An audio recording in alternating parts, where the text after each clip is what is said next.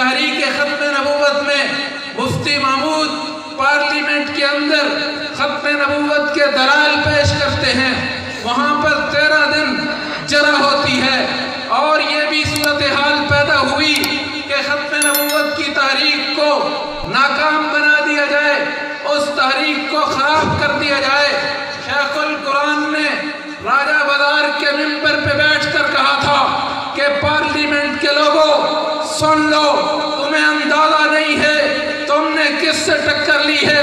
مفتی Mahmood assembly کے اندر بیٹھا ہے، اگر تم نے دستخط نہ کیے، تم نے اس بل کو پاس نہ کیا، اس ترمیم کو پاس نہ کیا، تو پھر شیخ القرآن اسمبلی کے باہر 80,000 نوجوانوں کو لے کے کھڑا ہے، اور کسی کے باپ کو بھی اسمبلی کے باہر نہیں آنے دیا جائے گا۔ میں برادرم عبد الباسط صاحب سے گزارش کروں گا، ہمیں کوئی پرواہ نہیں ہے ان چھوٹے چھوٹے بلومڑوں کی جو شیخ القرآن کو دیوبندیت سے نکالنا چاہتے ہیں، جو قاضی شمس الدین کو نکالنا چاہتے ہیں۔ انہیں کیا پتا کہ دیوبند کی دستار فضیلت کن کے سروں پہ سجائی جاتی ہے۔ دیوبند کی سٹیج پر تاریخ ساز 7 سالہ کانفرنس پہ کس کا خطاب ہوتا ہے، وہاں پر کون مہمان خصوصی بنتا ہے، دیوبند کا معتمم کس کے گھر میں آ کے ٹھہرتا ہے۔ ہمیں صفائی دینے کی ضرورت نہیں، ہم شیخ القرآن کے چاہنے والے ہیں۔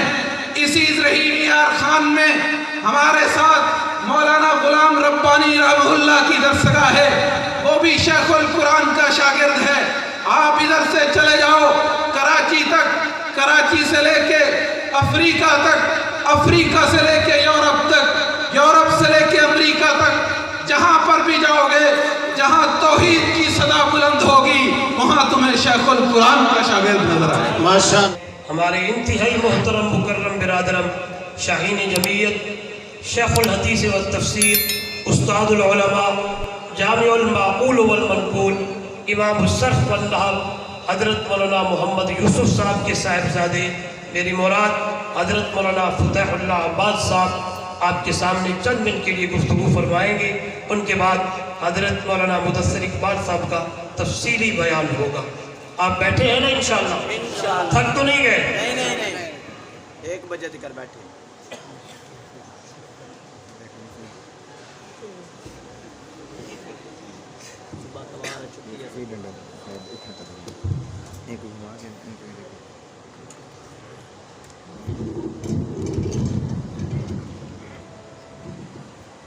تصویر بڑی کیمرہ ہوگا 4 گھنٹے تک ہوئی الحمدللہ الحمدللہ نحمده ونستعینه ونستغفره ونؤمن به ونتوکل علیہ ونعوذ باللہ من شرور انفسنا ومن سیئات اعمالنا من يهده الله فلا مضل له ومن يضلله فلا هادي له ونشهد أن لا إله إلا الله وحده لا شريك له ونشهد أن سيدنا ومولانا محمدا عبده ورسوله أما بعد فأعوذ بالله من الشيطان الرجيم بسم الله الرحمن الرحيم هو الذي أرسل رسوله بالهدى ودين الحق ليظهره على الدين كله ولو كره المشركون صدق الله العظيم۔ میں اپنے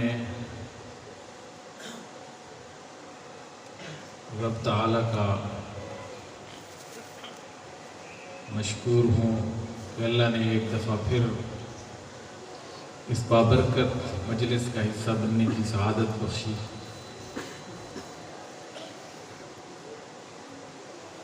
اللہ اکبر کانفرنس مسلسل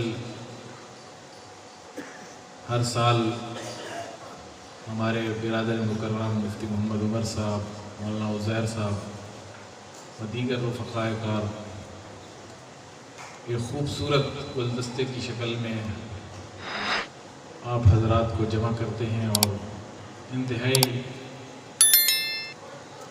قیمتی بیانات سے آپ حضرات کو مستفید فرماتے ہیں۔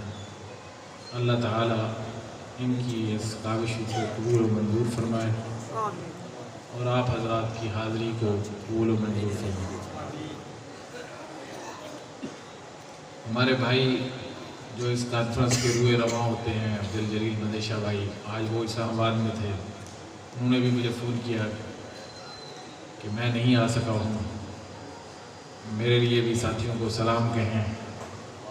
میری دعوت اور میری یہ کانفرنس اپنی ہی کانفرنس ہے۔ اللہ تعالیٰ اس نوجوان کی عمر میں برکت دے، وہ بھی توحید و سنت کا پروانہ ہے۔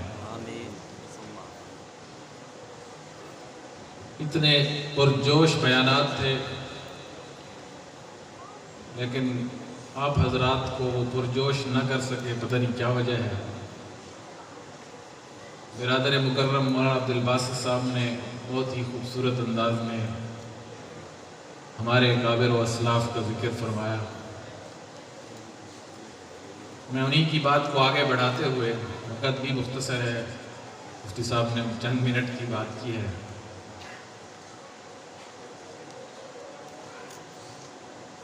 برادر عبدالباسط صاحب سے گزارش ہے کہ شیخ القرآن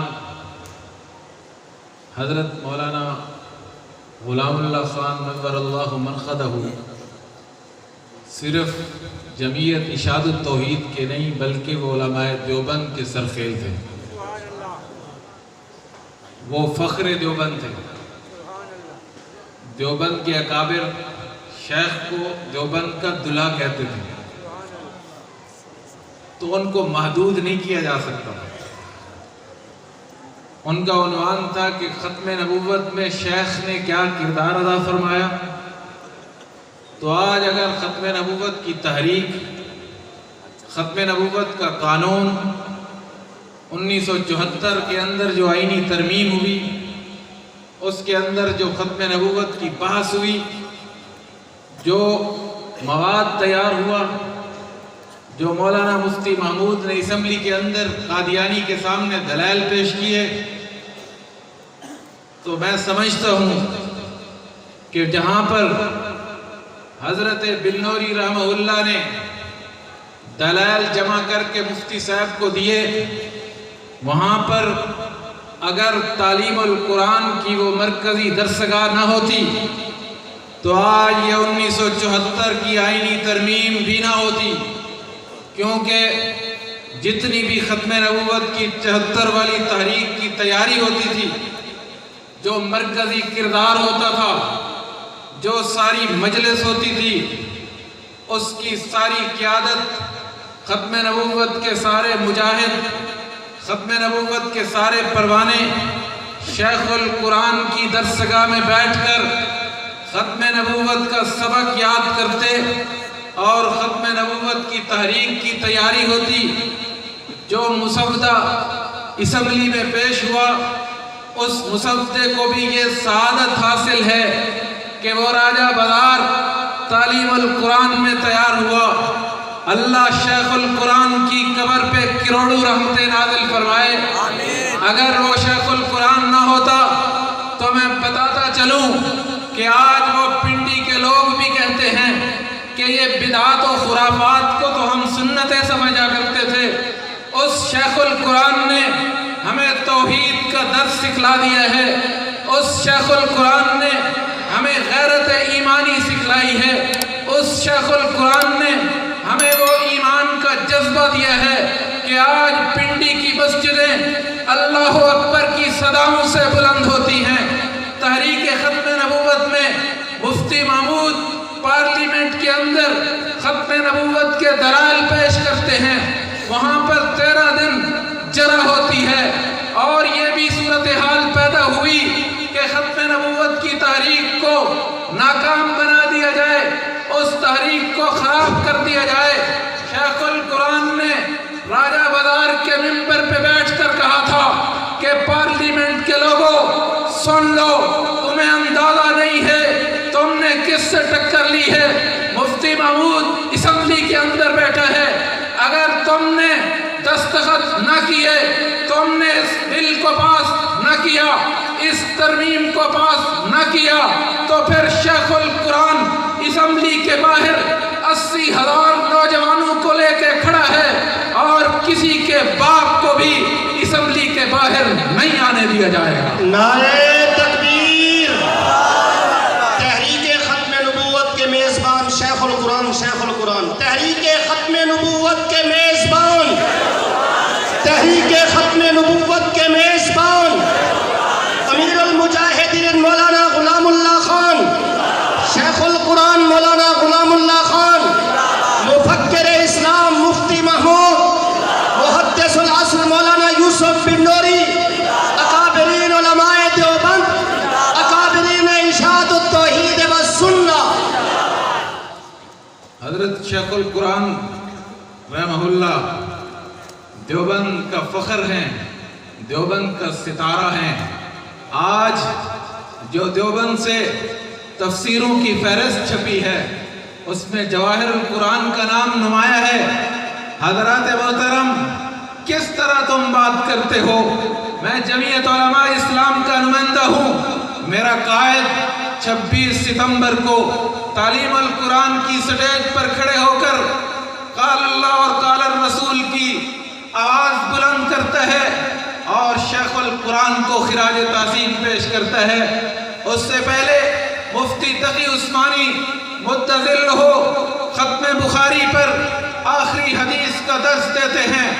उससे पहले मुफ्ती महमूद और जितने अकाबिरीन देवबंद हैं, बानी दारुल उलूम देवबंद के पोते मौलाना कारी मोहम्मद तैयब साहब जब भी पाकिस्तान तशरीफ लाते हैं, उनकी मेज़बानी का शर्फ शेखुल कुरान को हासिल होता है।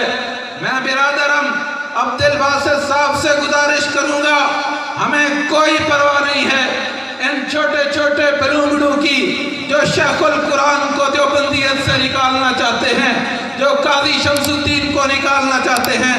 उन्हें क्या पता कि देवबंद की दस्तार फजीलत किन के सरों पे सजाई जाती है। देवबंद की स्टेज पर तारीख साज 7 साला कॉन्फ्रेंस पे किसका खिताब होता है, वहाँ पर कौन मेहमान खुसूसी बनता है, देवबंद का मोहतमिम किसके घर में आके ठहरता है। हमें सफाई देने की ज़रूरत नहीं, हम शेखुल कुरान के चाहने वाले हैं। इसी रहीम यार खान में हमारे साथ मौलाना गुलाम रब्बानी रहमहुल्लाह की दरसगाह है, वो भी शेखुल कुरान का शागिर्द है।